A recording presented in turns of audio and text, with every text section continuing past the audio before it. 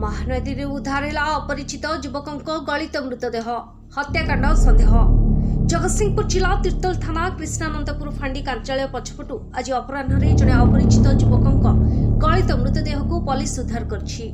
मृत युवकों बयस 35 ରୁ 40 वर्ष मध्य हब बोली अनुमान करा जाउछि। मृतदेह कला रंगर पैंट और पत्र रंगर स्पर्टिंग गंजी पिंधिबा देखिबाकू मिलिछि। मृतदेहर अनेक स्थान में क्षतचिह्न देखिबाकू मध्य मिलिछि।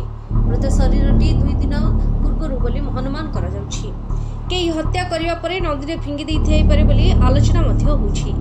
कृष्णानंदपुर फांडी ठारू अनीति दूर महानदी रे एसब भासुथिबा खबर पाई कृष्णानंदपुर फांडी पुलिस अनुसंधान करबा सह मृतदेह जबत करी व्यवच्छेद पाई पठाइछि।